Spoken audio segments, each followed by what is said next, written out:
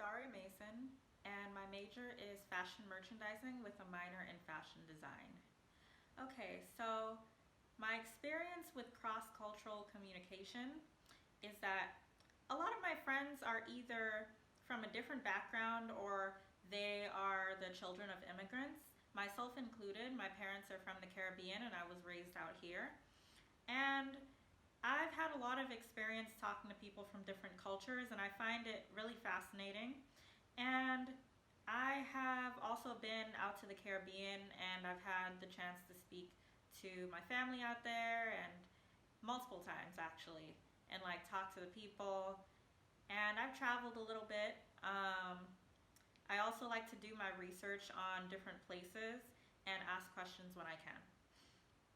Okay, so specific details related to the interview that I did. So I interviewed one of my friends. He is an Arab man from Jordan. He came out here about 4 years ago. So yeah, let's get into it. So the first question I asked was, what is the most difficult situation that you have found yourself in because of how you identify? He said that sometimes he is not accepted because of the way he looks. For another question that I asked was, what is a positive experience that you have had because of how you identify? He said that some people try to understand his culture.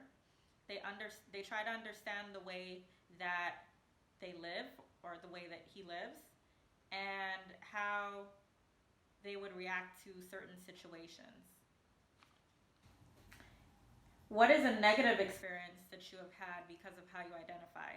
He said that people can be ignorant and or racist.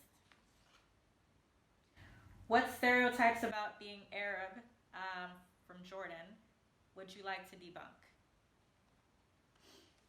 So a lot of people think that all Arabs are rich and that they ride camels to school. And these are both stereotypes. So for culture, how is being Arab defined in your family and or culture? He said that parents are responsible or expected to be responsible for everything throughout the child's life. They don't just kick them out at 18 like how it's expected in the US. Weddings out there tend to be large and they have large families. He said that he has a family of about 1 million people and his uncle had a wedding with 100,000 people attending, and whoever gets married is given money. There's a guy that sits behind the groom who collects and counts the money, and the person after someone who gives money is expected to give more money than the person who just contributed. And the wedding is supposed to last 3 days, and all of the money is put towards the wedding. So he gave me a little breakdown on how things go. So on Wednesdays, it's supposed to be the opening day of the wedding. The groom celebrates with his family. And then on Thursday night, there's a small celebration with the two families of the soon-to-be wife and husband that are getting married, or soon-to-be couple. And Friday is the lunch day. You give money and, well, the guests give money and everybody eats lunch. And he also stated that for funerals, it's pretty similar. It's expected to last 3 days.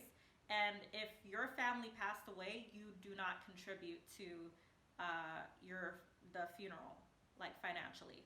So your guests all contribute and they're expected to contribute more than the person who just put out money. Okay, so for the next question, I asked, what are the traditional roles and responsibilities of different family members?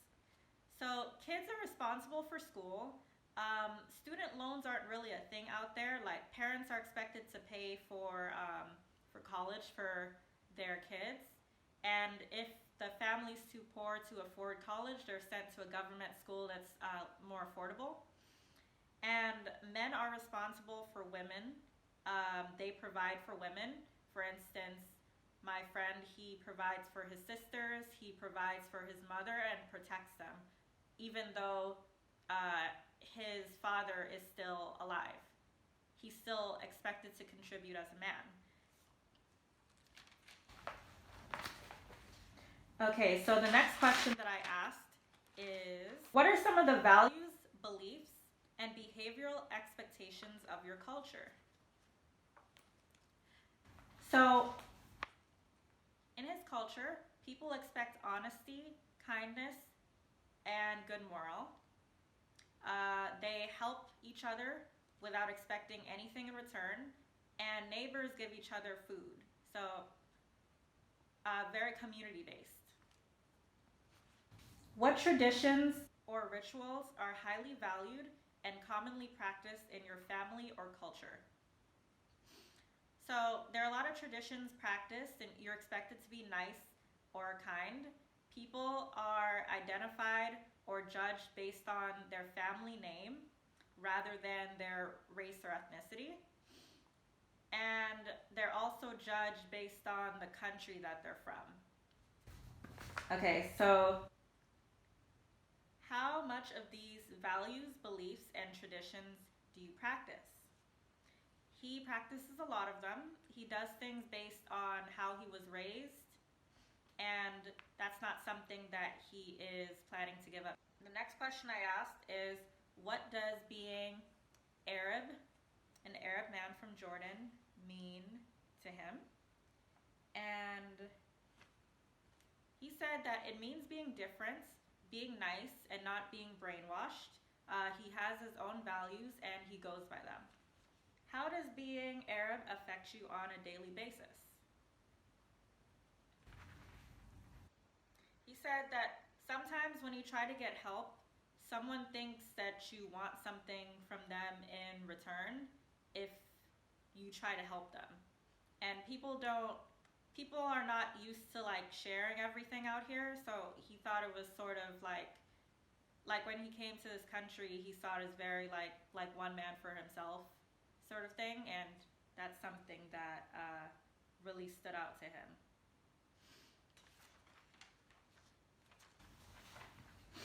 Under discrimination and racism, have you experienced discrimination based on your background? If so, what was that like? He said that recently he had a phone call at work where he was trying to explain to a customer how to do something related to their Wi-Fi connection or IT services, and he was disrespected based on his accent. He was told that he's the reason the country's going downhill and how he should go back to his country, basically. And the last question is, how do you think your experience differs from others based on how you identify based on your culture? He said that his experience differs based on what race of people he is communicating with. So his experience with African Americans, he said, are great. He can see, the community sees him as relatable, and they try to understand his culture.